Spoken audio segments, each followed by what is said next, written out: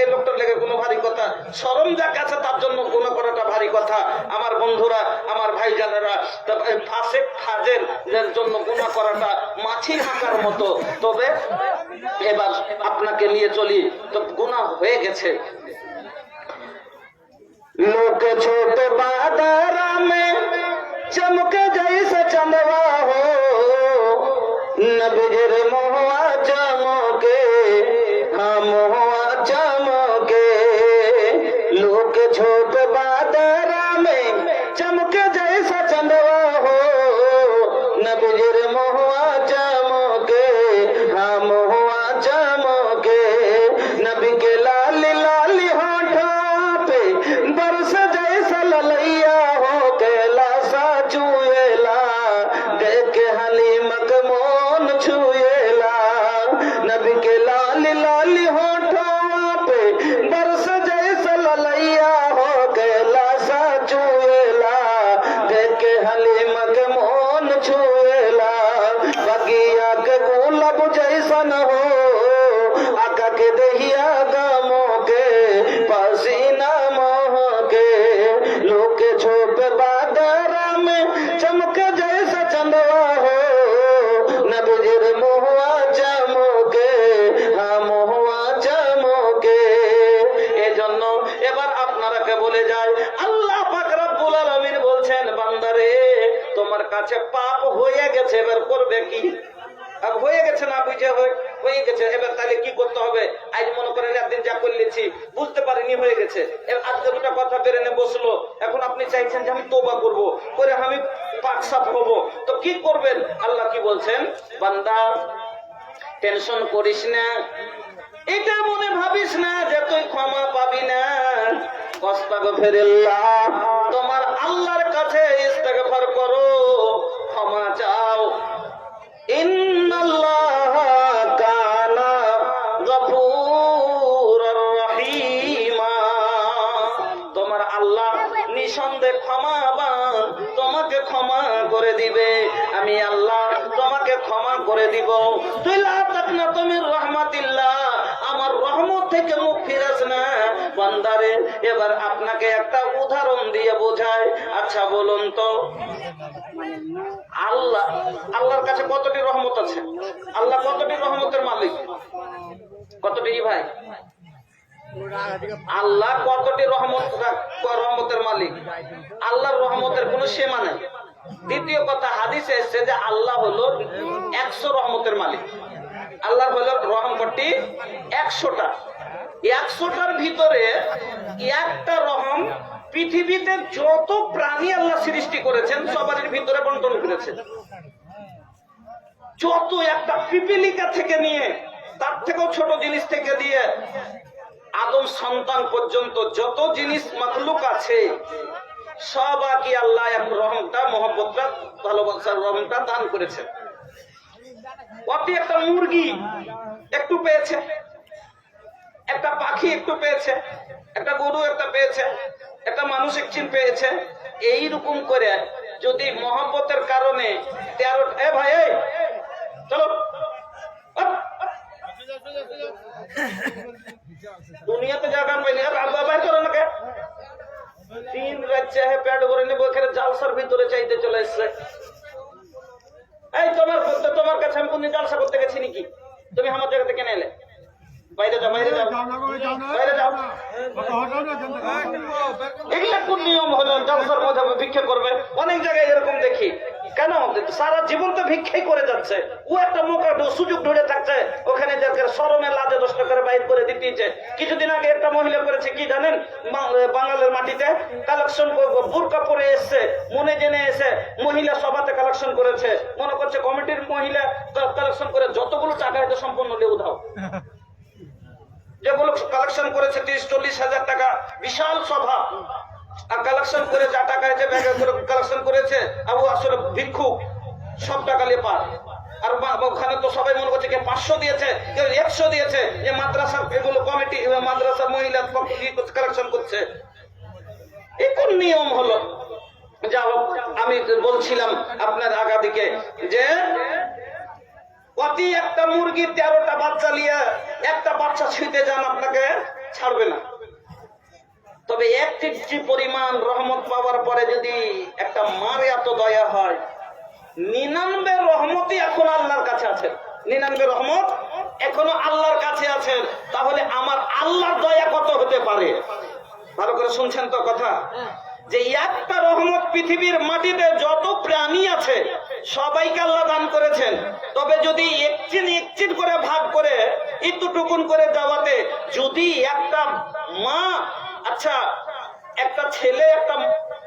একটা ছেলে মায়ের সাথে ঝগড়া করেছে, তো ঝগড়া করে মাকে নাই অন্যায় দু চারটা কথা বলেছে, তো মার মনে কষ্ট, মা ওর সাথে কথা বলে না, ও মার সাথে 6 মাস ধরে কথা বলা বলিনি। এবার জালসা শুনতে গেছে, তো জালসাতে এভাবে বসে, যেরকম আজকে মন দিয়ে আপনারা বক্তব্য শুনছেন, তো ও শুনছে আর মাওলানা সাহেব বক্তব্য করছেন কি বিষয়তে? মা বাবার খেদমতের সম্বন্ধে বক্তব্য ধরেছেন। আর ওয়াকাযা রাব্বুকা আল্লা তা'বুদু ইল্লা ইয়াহু ওয়া বিল ওয়ালিদাইনি ইহসানা, এই আয়াতের ব্যাখ্যা উনি করছেন।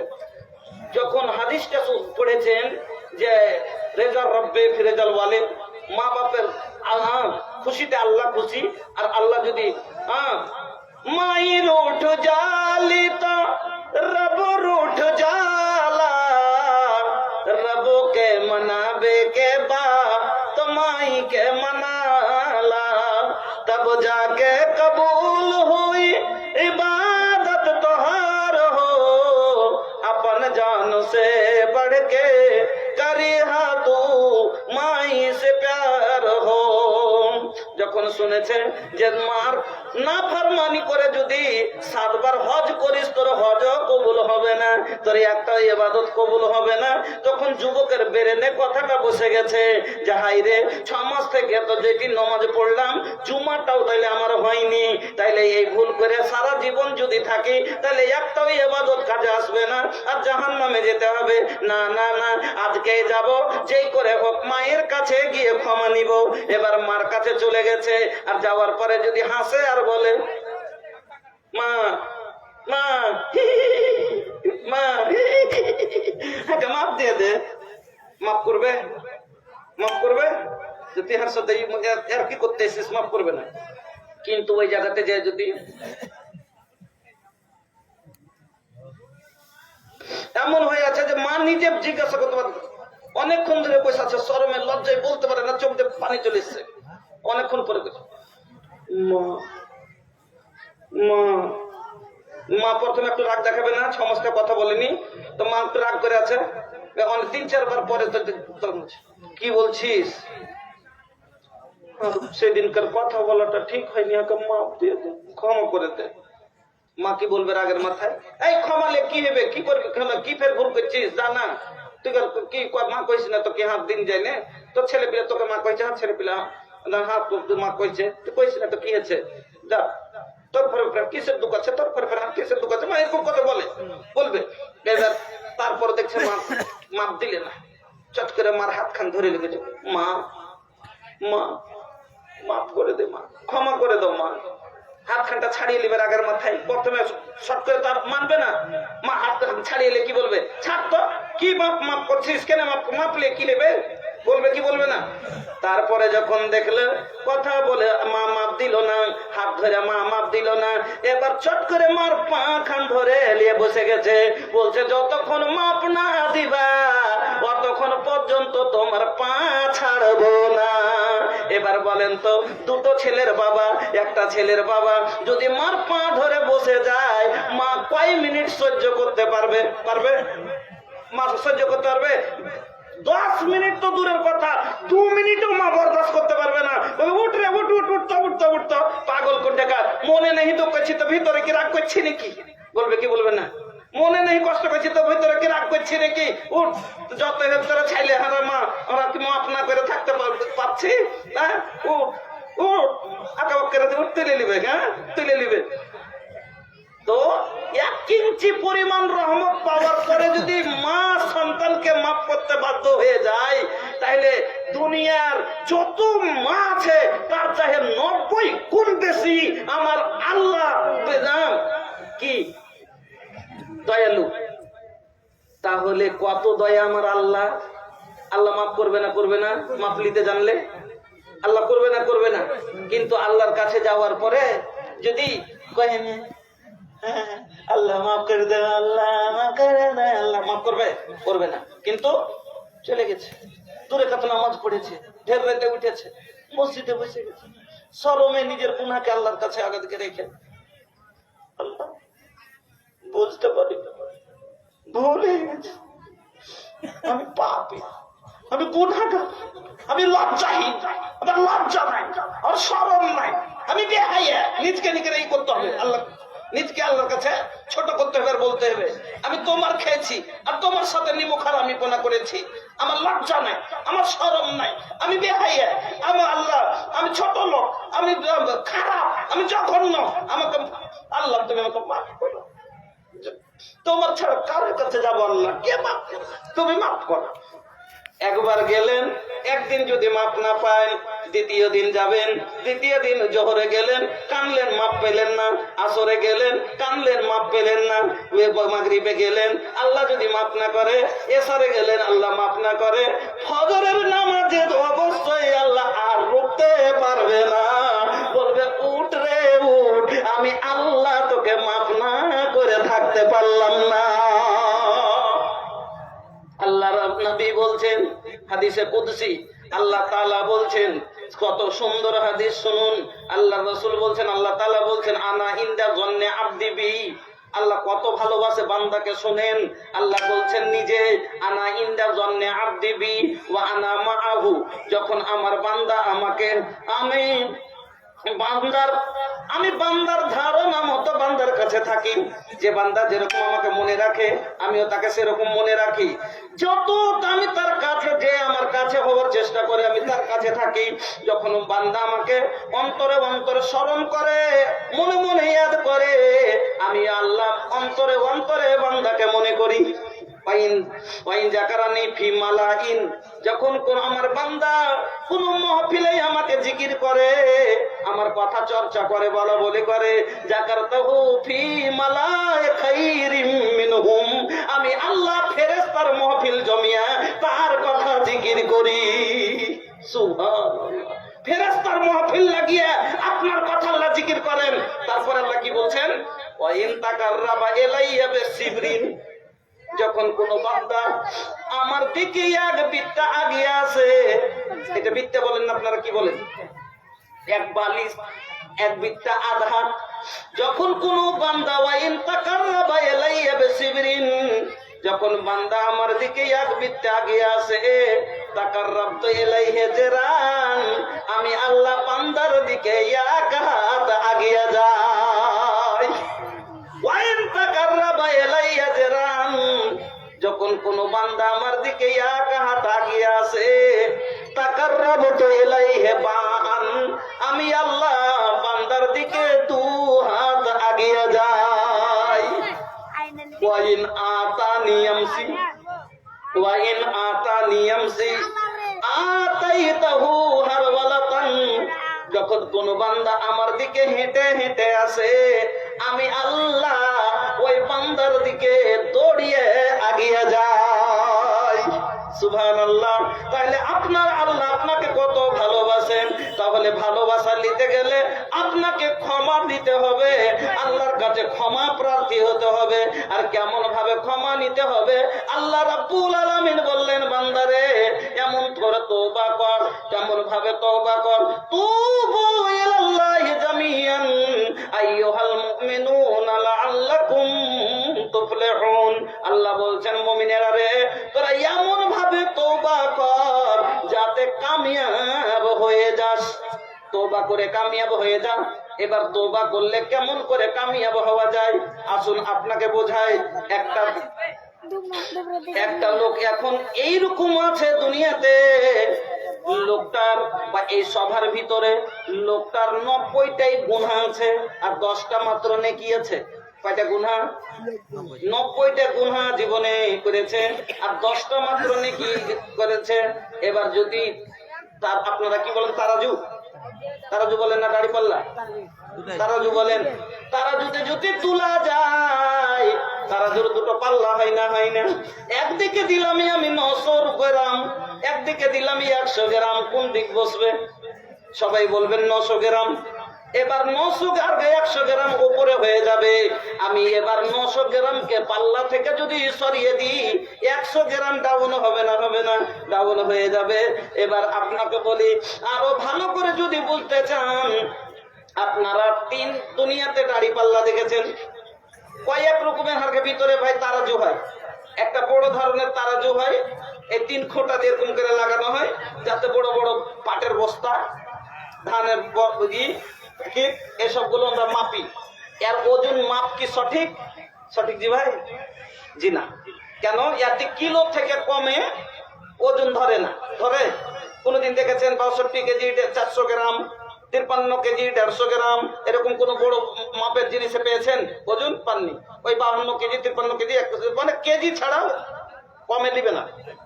তাহলে এই ও মাপ কি সঠিক হলো? এক জিনিস বেশি চলে গেল। কিন্তু বাড়িতে একটা তারাজু আছে, 1 কেজি 2 কেজি মাপেন, ওই তারাজুটা যখন তুলবেন অতি যদি 100 গ্রাম বেশি হয় তো তবু ডাউন হয়ে যাবে, ধরা পড়ে যাবে। তো এটা উন্নত মানের হইল থেকে।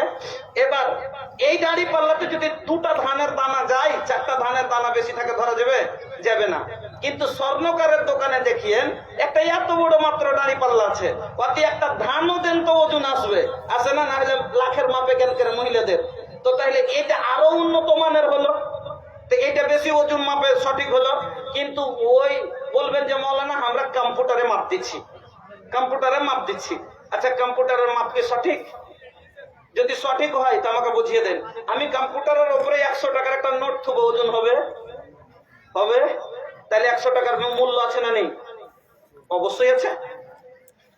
এবার আপনাকে আমি বলি, আল্লাহ বললেন যে ফামাই আমাল মিসকালা যাররাতিন খায়রান ইয়ারা ওয়া মাই আমাল মিসকালা যাররাতিন শাররান ইয়ারা। একটা জাররা, জাররা বোঝেন? অনুপরিমাণ। আপনারা বাংলায় বলেন অনুপরিমাণ। জাররা যদি আমরা বলি উর্দুতে জাররা, জাররা যদি না বুঝেন তাহলে আর একটু ভালো করে সাফ করে বুঝালেন। কালকে দুপুরের সময়তে ঘরের ভিতরে ঢুকবেন, জানালা দরজা বন্ধ করে দিবেন, জানালা ছিদ্র দিয়ে যখন সূর্যের আলো ঢুকবে ঘরে, ওই আলোর ভিতরে দেখিয়েন একবারে কোন ছোট ছোট কুদি কুদি জিনিস যেন কি কুলকুল কুলকুল কুলকুল করে ভাসছে, একে বলা হয় জাররা, একে বলা হয় অনু। এই ক্ষুদ্র জিনিসগুলো একে ধরা যায়? যাবে? যাবে না। একটা 100 টাকার কে যদি আপনি অনু বানান, জাররা বানান, কত কোটিতে হতে পারে? কোটি কোটি হবে। তাহলে আল্লাহ বলছেন যে একটা জাররা পরিমাণ যদি জীবনে পাপ করেছো তাও তোমার চোখে দেখবে, আর তুমি তারাজুতে ওজনে পাবে, আল্লাহর তারাজুতে ওজনে আসবে। আর একটা জাররা পরিমাণ যদি তুমি গুনাহ করেছো সেটাও আল্লাহর তারাজুতে ওজনে আসবে। তাইলে একটা জাররার যদি ওজন আসে তাইলে আল্লাহর তারাজু কত খাঁটি, এবার চিন্তা করে। আল্লাহর তারাজু কত খাঁটি। ওই আল্লাহর তারাজুতে একদিকে 900 গ্রাম, একদিকে 100 গ্রাম গুনাহ আর নেকি এরকম হয়ে আছে। এবার আল্লাহর কাছে কাঁদতে আপনি শুরু করে দিলেন, আজকে তওবা করতে লাগলেন আল্লাহর কাছে, এমন ভাবে দিল থেকে অন্তর থেকে তওবা করলেন, অন্তর থেকে কাঁদলেন, এমন কাঁদলেন যে আল্লাহ আপনার উপরে রাজি হয়ে গেল, খুশি হয়ে আল্লাহ আপনার জীবনের সব গুনাহকে মাফ করে দিলে। 900 গ্রামকে তুলে ফেল দিলে।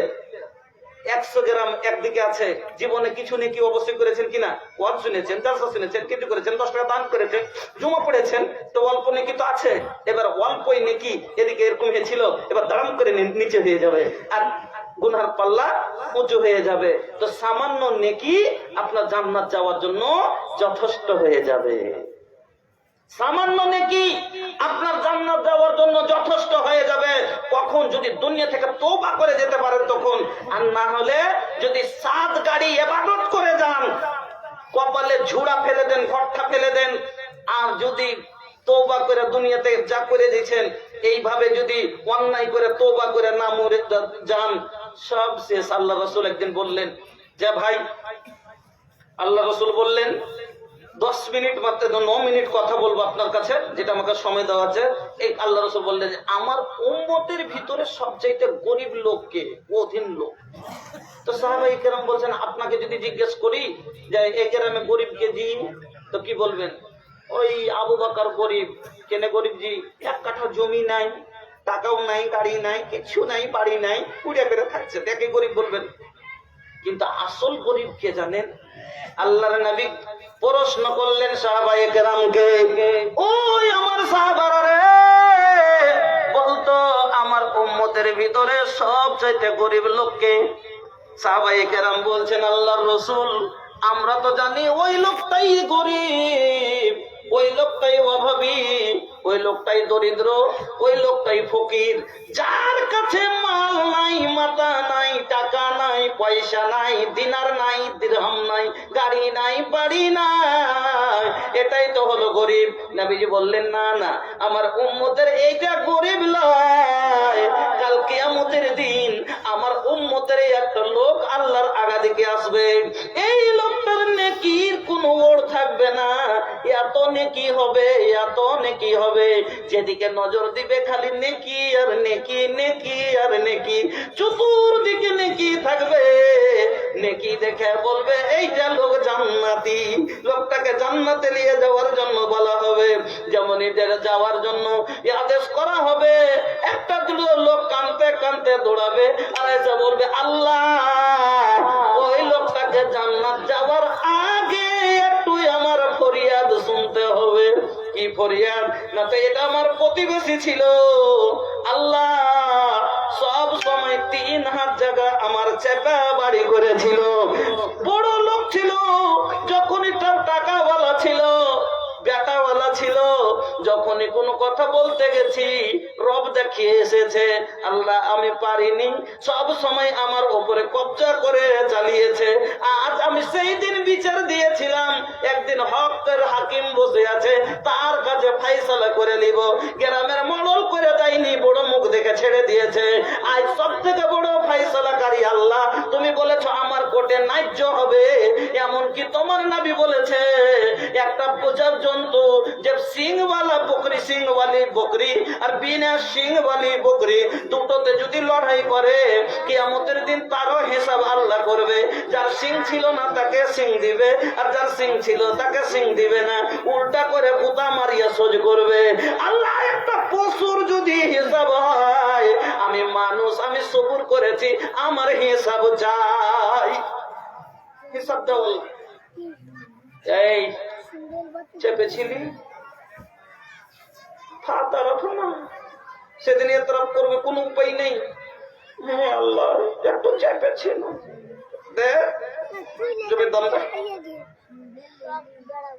টাকা আছে যে দিবে, কি দিবে, কি দিবে, এনে কি দিয়ে শোধ কর, এক পারলে যায় নিয়ে চলে গেল, একদিক শেষ, তারপর অনেক নেকি, ফের বলবে এখনো আছে যাওয়ার মতো, যা বন্ধুরই আসবো দিক থেকে, আল্লাহ এখনো হিসাব বাকি আছে।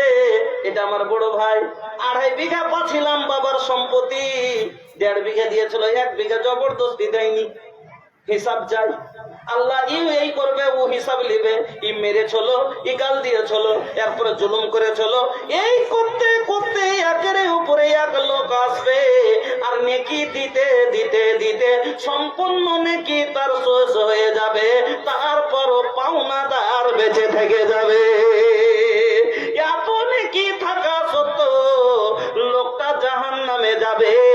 এই লোকটা হলো আমার উম্মতের সব চাইতে গরিব লোক, যার এত সম্পদ নেকি থাকা সত্ত্বেও লাস্টে যে অপমান হয়ে জাহান্নামে যাবে। আমার বন্ধুরা, আমার ভাই জানেরা, এই জন্য ভাই তওবা করার কিছু নিয়ম আছে। 1 নাম্বার, মাত্র 3-4 মিনিট সময় আপনার কাছে আছি, তো শুনে নেন। আল্লাহ বললেন এমন তওবা করেন যাতে কামিয়াব হয়ে যান। তো বলেন তো, তওবা করলে কানলেন, আল্লাহ মাফ করে দিলে তো সব গুনাহ মাফ হয়ে গেলে অল্প নেকি জান্নাতে নিয়ে চলে গেল। যে উদাহরণটা দিলাম, যে একদিকে 10 একদিকে 90, যেমনি 90 তুলে ফেলে দিলাম, তো 10ই যথেষ্ট হয়ে গেল ডাউনের লেগে। তো জান্নাতের তারাজু ডাউন করার লেগে একটাই নেকি যথেষ্ট। একটা সামান্য নেকি জান্নাতে নিয়ে চলে গেল আপনাকে। এই জন্য আল্লাহ বলেন তওবা করে নিলে তো কামিয়াব হয়ে যাবে, তওবা করতে হবে। এবার তওবা করার প্রথম নিয়ম হলো আল্লাহকে রাজি করার জন্য তওবা করবে। আল্লাহকে রাজি করার জন্য, যে শুধু আল্লাহকে সন্তুষ্ট করার জন্য কি করবেন, আল্লাহ তওবা করবেন। কোন কারণের ভয়ে নয়, মানুষের ডরে নয়। হ্যাঁ, যেরকম মাইজ বিন মালিক তওবা করেছিলেন, যেমন গামেদিয়া বংশের একটা মহিলা তওবা করেছিল, জোহাইনা কাবিলার এক মেয়ে তওবা করেছিল। অনেক লম্বা ঘটনা যদি বলতে যাই। মাইজ বিন মালিক একজন বিবাহিত সাহাবী জেনা করে নিয়েছে। জেনা করে নেওয়ার পরে নিজের ভুল বুঝতে পেরেছে যে আমার তো শাস্তি হলো রজম। এরকম লোক আছে না নেই? বিবাহিত লোক, কত লোক জেনা করছে, হ্যাঁ, ব্যভিচারী করছে, শাস্তি কি? রজম করে দেওয়া। কিন্তু ওকে মেরে দিবে, দৌড়া মারবে, তার ভয়। এখানে তো রজম চলেই না, সামান্য একটু দৌড়া মারে, হ্যাঁ, কোড়া মারে। এই কোড়া মারার ভয়ে ডরে ভয় বলে না, কি লোকে বলবে যে লোকটা এরকম, তার জন্য ভয়ে বলে না। লোককে দেখে লজ্জিত করছে, নিজের সৃষ্টি কর্তাকে দেখে লজ্জিত হয় না। লোককে দেখে ভয় খাচ্ছে, আল্লাহকে দেখে, নিজের পালন কর্তাকে দেখে ভয় খাই না। আল্লাহু আকবার। এই লোকগুলা, হ্যাঁ ভাই, মাইজ বিন মালিক আল্লাহর কাছে তওবা লাস্টে করে বুঝতে পারলে নিজের ভুল, যে হায় রে মন, মানুষের কাছ থেকে তো আমি লুকিয়ে নিব, কিন্তু আল্লাহর নজর থেকে তো লুকাতে পারবো না। মানুষ আমাকে ছেড়ে দিবে, আল্লাহ তো ছাড়বে না। আর আমার গুনাহ মাপ না হয় তো আমি জাহান্নামে। দুনিয়ার সামান্য পাথর সহ্য করতে পারবো না, তো জাহান্নামের বড় বড় পাথর আর জাহান্নামে আগুনের চোট কেমন করে সহ্য করব? না, একবার সরাসরি নবীর কাছে চলে গেলেন, যে দুনিয়াতে হয়তো 8 ঘন্টা কষ্ট হবে, পাথর খেতে হবে, কিন্তু সারা জীবন অক্ষয় জীবনের আমার কি হবে, সেখানে আমার কল্যাণ হয়ে যাবে। নবীর কাছে চলে গেলেন, আর যাওয়ার পরে নবীকে বলছেন, ইয়া রাসূলুল্লাহ তাহিরনি, আল্লাহ রাসূল আমাকে পাক করুন। আল্লাহ রাসূল বলছেন, কেন, কি হয়েছে? যাও তওবা করো। তো পাক করব। বলছে, না হুজুর, আমাকে পাক করেন। কেন? বলছে, ইন্নী জানাই তো, আমি জেনা করেছি। আল্লাহ রাসূল সাক্ষী দিয়ে ভালোভাবে যখন সার্টিফাই হয়ে গেলেন, রজম করার আদেশ করলেন। মাইজ বিন মালিক রজম হয়ে গেলেন, নিজে থেকে বললেন নিজের গুনার জন্য। তো এইরকম ভাবে আপনাকে নিজকে আল্লাহকে রাজি করার জন্য তওবা করতে হবে। 2 নম্বর যে বললাম, লজ্জিত হয়ে তওবা করতে হবে। আল্লাহর কাছে যখনই তওবা করবেন, নিজকে ছোট করতে হবে, খুব কাঁদতে হবে, আর নিজকে খুব ছোট করে বলতে হবে। ওই যে বললাম না, বেশরম, আমি বেলজ্জা, আবার শরম নাই, লাজ নাই, আমাদের এরকম ওরকম। আল্লাহর কাছে খুব ছোট করবেন নিজকে। 3 নাম্বার, জীবনের মতো ওয়াদা করবেন আগামী দিনে যে গুনাহ করব না, এর পাক্কা ইরাদা করবেন দিলে যে আর গুনাহ করব না। 4 নাম্বার, তওবায় যখনই তওবা করবেন, তো জীবনের মতন ওই গুনাহ তার ফিরে যাবেন না, তওবায়ে নাসুহা করবেন। যাকে আল্লাহ বললেন, তুবু ইলাল্লাহি তাওবাতান নাসুহা আসা রাব্বুকুম আন ইউকাফিরা আনকুম সাইয়্যাতিকুম ওয়া ইয়াদখিলুকুম জান্নাতিন তাজরি মিন তাহতিহাল আনহার। দিল থেকে তওবা করেন আর জীবনে আর ওই গুনাহতে ফিরে না যান, আল্লাহ মাফ করে দেবে। কিন্তু আজ গেলেন, দিনে ভুল করে এলেন, আর করব না, আর ফের আচ্ছা এসে ধরে মজে করলিলেন, আর তারপর ফের 5 দিন হয়নি, ফের সুদ করলিলেন, ফের গুনাহ করলিলেন। আল্লাহর সাথে মজাক করা ধরেছেন, এই মামলা, তাইলে তো আল্লাহ দিবে আরো কেলানি। হ্যাঁ, জীবনের মতন ওই পাপে ফিরে যাবেন না। আল্লাহ বলছেন যদি ছেড়ে দেয়, আল্লাহ কি বললেন, তুবু ইলাল্লাহি তাওবাতান নাসুহা আসা রাব্বুকুম আন ইউকাফিরা আনকুম সাইয়্যাতিকুম ওয়া ইয়াদখিলুকুম জান্নাতিন তাজরি মিন তাহতিহাল আনহার। এখানে 2টা কথা সুন্দর আল্লাহ বললেন। 1 নম্বরে আল্লাহ আপনাকে মাফ করবেন, আর মাফ যখন করবে খুশি হয়ে ইনামও আপনাকে দিবেন, খুশি হয়ে অফার দিবে, হাদিয়া দিবেন, দান করবেন কি? আল্লাহ বলছেন, ওয়া ইউদখিলুকুম জান্নাতিন তাজরি মিন তাহতিহাল আনহার, তোমাকে এমন জান্নাতের ভিতরে প্রবেশ করব যার নিচে নহর প্রবাহিত থাকবে। তো 4 নম্বর হলো যে জীবনের মতো আর ওই গুনাহ ফিরে যাবেন না। 5 নম্বর আর একটা কথা শুনেলেন, একটা হলো হুকুকুল্লাহ, আল্লাহর হক, একটা হলো হুকুকুল ইবাদ, বান্দার হক। আল্লাহর হক কি?